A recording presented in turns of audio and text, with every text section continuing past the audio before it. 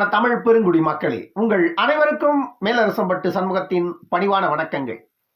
அன்பு உறவுகளே, நம்முடைய சேனலை நீங்கள் பார்ப்பது இதுவே முதல் முறையாக இருந்தால் உடனே சப்ஸ்கிரைப் செய்து கொள்ளுங்கள். இல்லை என்றால் நாம் பதிவேற்றுகின்ற காணொளிகள் தொடர்ந்து உங்களுக்கு வருவதற்கு வாய்ப்பில்லை. நம்முடைய காணொளி பற்றின உங்களுடைய மேலான கருத்துக்களை தொடர்ந்து கருத்துரை பகுதியிலே பதிவு செய்வதற்கு தவறாதீர்கள். வாருங்கள் அன்பு உறவுகளே, காணொளிக்குள் செல்லுவோம். இந்த கிளாம்பாக்கம் பேருந்து நிலையம் மக்களுக்கு ஏற்படுத்தி கொண்டிருக்கின்ற சிரமம் என்பது சொல்லி மாளல. இந்த கிளாம்பாக்கம் பேருந்து நிலையம் மாற்றப்பட்டதிலிருந்து மக்களுக்கு ஏற்பட்டு கொண்டிருக்கின்ற சிரமத்தை அவ்வளவு எளிதில் நம்மால் கடந்து செல்ல முடியவில்லை. ஒவ்வொரு சாமானிய குடிமகனும் அந்த பேருந்து நிலையத்தில் அவன் காத்து கிடக்கின்ற அந்த கொடுமையை பார்க்கும் பொழுது நமக்குத்தான் அப்படியே பற்றி எறிகிறது. அவன் ஒவ்வொருவனும் இந்த அரசு அமைவதற்கு வாக்களித்தவன். அங்கு காத்து கிடக்கின்ற ஒவ்வொருவனும் இந்த மாநிலத்திற்கு வரி செலுத்துகின்றவன். இந்த மாநிலத்திற்கு வரி செலுத்திவிட்டு அவன் அனுபவிக்கின்ற துன்பங்கள் என்பது சொல்லி மாளல. இந்த பண்டிகை காலங்கள்ல கிளாம்பாக்கத்திற்கு பேருந்து மாற்றப்பட்டிருப்பது பெரும்பாலான மக்களுக்கு இன்னும் தெரியல. தெரிந்த மக்களுக்கு கூட கோயம்பேடு பஸ் ஸ்டாண்ட்ல இருந்து கிளாம்பாக்கம் வருவதற்கு போதிய பஸ் வசதி இல்லை. வெளி மாவட்டங்களில் இருந்து சென்னை வர மக்களுக்கு கிளாம்பாக்கத்தில் வந்து இறங்கிவிட்ட பிறகு கிளாம்பாக்கத்தில் இருந்து மீண்டும் அவர்கள் சென்னைக்கு உள்ள போறதுக்கு வழி இல்லை. ஏனென்றால் கிளாம்பாக்கத்தில் இருந்து சென்னைக்கு செல்லுவதற்கு போக்குவரத்து இல்லை.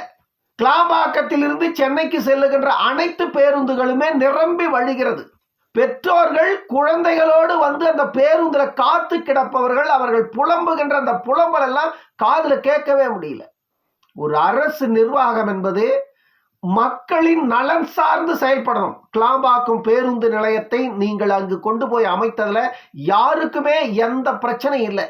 ஆனால் அது பிரச்சனையாக மக்களுக்கு ஏற்படாதவாறு அதை செயல்படுத்தி இருக்க வேண்டும் அரசு நிர்வாகம்.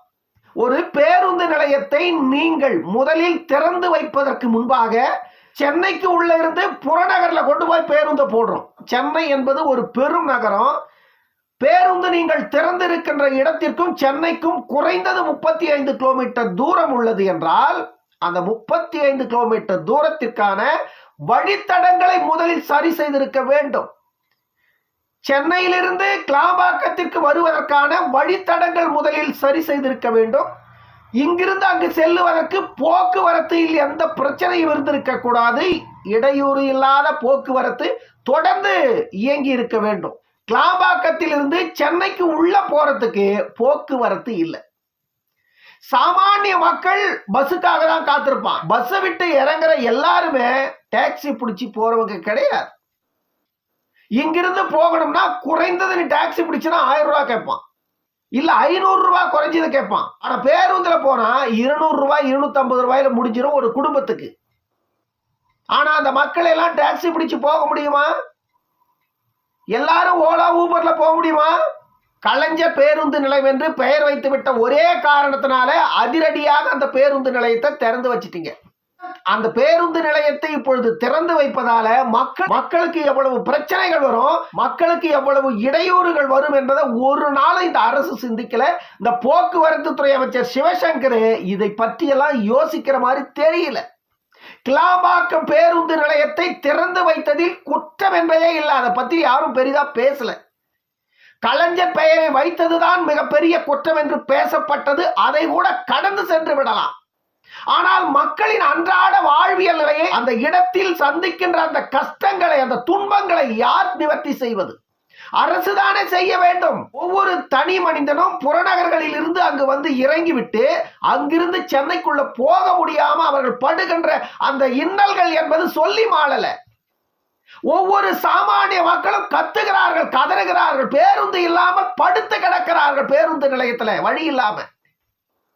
ஆட்சியாளர்களின் அவல நிலை இது. ஆட்சியாளர்களின் இயலாம. யாருக்கு நடக்கிறது ஆட்சி என்று மக்கள் குமருகிறார்கள். 400 கோடியில் கட்டப்பட்ட கிளாம்பாக்கம் பேருந்து நிலையம் மக்களின் பயன்பாட்டுக்கு வந்து பயனில்லைன்றா மக்கள். நீ 400 கோடியில கட்டி இருக்கிறியா 40 கோடியில கட்டி இருக்கிறியாங்கிறதே பிரச்சனை இல்லை. ஆனால் அது மக்களுக்கு இடையூறு இல்லாமல் மக்களின் பிரச்சனைகளை சுமூகமாக கொண்டு செல்ல வேண்டும். மக்களுக்காகத்தானே கட்டப்பட்டது. சென்னை கோயம்பேட்டிலிருந்து புறநகருக்கு செல்வதற்கு நெரிச்சல் அதிகமாக இருக்கிறது என்றுதானே கிளாம்பாக்கத்துக்கு பேருந்து நிலையம் மாற்றப்பட்டது. மாற்றப்பட்ட பேருந்து நிலையத்தால் மக்களுக்கு பயனில்லை என்று மக்கள் புலம்புகின்ற அளவிற்கு அந்த பேருந்து நிலையத்தை நீங்கள் மாற்றி என்ன பயன் மக்களுக்கு? திமுக அரச காரி துப்பாத சாமானிய குடிமகனே இல்லை. அந்த அளவிற்கு திமுகவின் அரசு கேவலப்பட்டு போச்சு மக்கள் கிட்ட. இப்பவும் சொல்றேன் நான், கிளாம்பாக்கம் பேருந்து நிலையம் அவசியம். ஏனென்றால் சென்னை பெருநகரம் வந்துட்டு மக்கள் பெருக்கத்தால பிதுங்கி வழியுது. அந்த பெருநகருக்கு உண்மையிலேயே கோயம்பேடு பஸ் ஸ்டாண்டை போன்று இன்னொரு பஸ் ஸ்டாண்டு வேணும், அவசியமா வேணும். அதை நம்ம வரவேற்கிறோம். ஆனால் கோயம்பேடு பஸ் ஸ்டாண்டை எடுத்துடணும் அப்படிங்கிறதையும் நம்ம ஏற்கல. கோயம்பேடு பஸ் ஸ்டாண்டும் இருக்கணும், கிளாம்பாக்கம் பஸ் ஸ்டாண்டும் இருக்கணும்.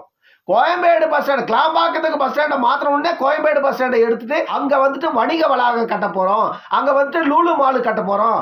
எந்த மாலு கட்ட வேண்டிய அவசியம் இல்லை. இருக்கிற பஸ் ஸ்டாண்ட் அப்படியே இயங்கினா போதும். ஏன்னா சென்னையுடைய போக்குவரத்து நெரிச்சல் அந்த அளவிற்கு இருக்கிறது என்பது எல்லா சாமானிய மக்களுக்கு கூட தெரியும். சென்னை பெருநகருக்குள்ள ஒரு பெரிய பேருந்து நிலையம் இருக்குதுன்னா அதை எடுத்துட்டு அங்க கொண்டாந்து வணிக வளாகத்துல கட்ட வேண்டிய அவசியம் ஒன்றும் கிடையாது அரசுக்கு. ஆனால் நீங்கள் ஏற்கனவே ஒரு வணிக வளாகத்தை இங்கு கட்ட வேண்டும் என்று ஒரு பெரிய திட்டத்தை வகுத்து விட்டு கிளாம்பாக்கத்துக்கு கொண்டு போய் பேருந்து நிலையத்தை மாத்திட்டு இங்க இருக்கிற இந்த பேருந்து நிலையத்தை வணிக வளாகமாக மாற்றுவதற்கு நீங்க பிளான் போட்டு வச்சிருக்கீங்க அப்படின்னா இது ஏற்புடையது இல்லை. இது மக்களுக்கு எதிராக அரசுக்கு சாதகமாக செயல்படுவது. அரசு யாருக்காக செயல்படுகிறது? மக்களுக்காகத்தானே செயல்படணும். அரசு மக்களுக்காக செயல்பட வேண்டிய அரசு மக்களின் வாழ்வியல் நிலைக்கு எதிராக செயல்படுகிறது என்றால் அந்த அரசை மக்கள் எப்படி மன்னிப்பார்கள்? திமுக அரசு கிளாம்பாக்கம் பேருந்து நிலையத்திற்கும் சென்னை பெருநகருக்கும் இடையில் சிக்கி தவிக்கின்ற இந்த மக்கள் பிரச்சனை திமுக அரசை அவ்வளவு எளிதில் விட்டுவிட மாட்டார்கள். திமுக அரசு மக்களிடம் வசமாக சிக்கிக் கொண்டது இந்த கிளாம்பாக்கம் பேருந்து நிலைய விவகாரத்தில். புறநகரில் இருந்து சென்னைக்கு வருகிறவர்கள் கிளாம்பாக்கம் பேருந்து நிலையத்தில் இறங்கி அவர்கள் சென்னை பெருநகரத்திற்குள் செல்லுவதற்கு அவர்கள் படுகின்ற பாடு கண்டிப்பா உங்களுக்கு அவங்க இன்னொரு முறை ஓட்டு போட மாட்டாங்க. கண்டிப்பா அந்த மக்கள் மத்தியில இவ்வளவு பெரிய இன்னல்களை இந்த அரசு மக்களுக்கு கொடுக்கிறதே என்ற அந்த வேதனை அவர்களை சுட்டெரிக்கும்.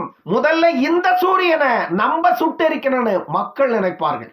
மக்களை பற்றியோ மக்களின் அன்றாட வாழ்வியல் நிலை பற்றியோ சிந்திக்க திராணி இல்லாத இந்த திமுக அரசு அகற்றப்பட வேண்டியது என்பதை மட்டும் முதலில் மக்கள் தெளிவாக புரிந்து கொள்ளுங்கள். ஒரு அரசு என்பது ஒரு அரசு இயந்திரம் என்பது மக்களின் நலன் சார்ந்து சிந்திக்கணும்.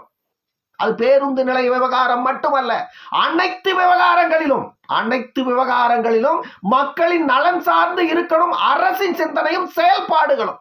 ஆனால் தமிழகத்தில் இயங்கிக் கொண்டிருக்கின்ற அரசின் சிந்தனை மக்களின் அன்றாட வாழ்வியலுக்கு எதிராக செயல்பட்டு கொண்டிருக்கிறது என்பதுதான் தெளிவாக தெரிகிறது. இன்னொரு காணொலியில் சந்திக்கும் வரை உங்களிடமிருந்து விடைபெற்றுக் கொள்வது மேலரசம்பட்டு சண்முகம். நன்றி, வணக்கம் அன்பு உறவுகளே.